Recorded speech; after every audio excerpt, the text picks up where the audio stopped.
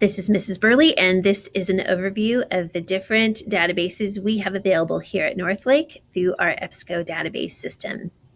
To get to these databases, you would go into Clever and find the library resources and click on EBSCO.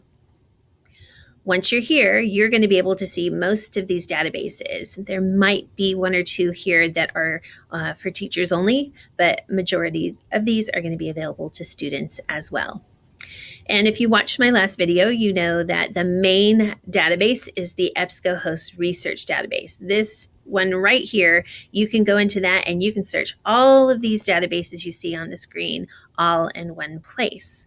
But sometimes it's nice to be able to go in and use the unique features you find within each of the databases. For instance, in the Science Reference Center, if I click on that, I can browse by categories. I can search popular sources.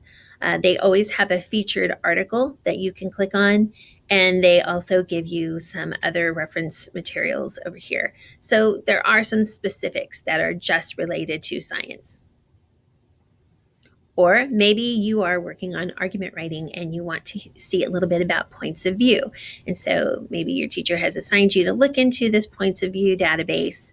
You come in here and there's different topics that you can sort by. Once you find one that you want to sort, let's say I'm going to do Equal Rights Amendment.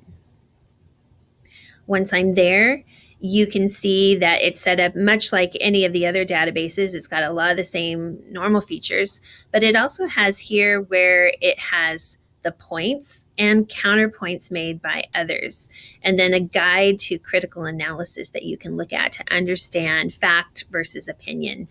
So there's definitely some wonderful things here that teachers can use to help you understand facts, opinion, and how to argue your points in specific ways. If you are not specific to what topic you want to do and you just want to explore different topics, you might want to go into Explora Secondary Schools. That always has a highlight of different topics that you can look into. And of course, there's little more buttons so that you can see more as well. And these change periodically over time. This one here is the Literary Reference Center, where it is highlighting different literary references and resources and books. And so you can see, again, it's going to change and update over time as to what they have featured.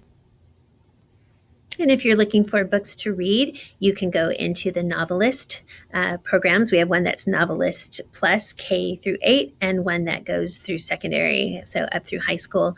And it will give you a variety of books. And if you click on the book, it will give you an overview of what that book is as well.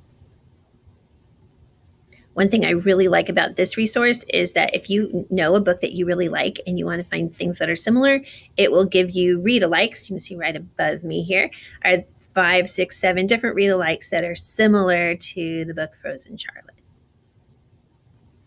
So that is just a quick overview. Once you go in and you put something into search, like let's say I put in Magna Carta and I hit search, now it's going to give you all those search features that we've already gone over when we went over the EBSCO Host Research database in the first video that I made. So again, similar, all of it's the same in all the different databases. So you have lots of options for your research inquiries in all of your different classes. Happy researching.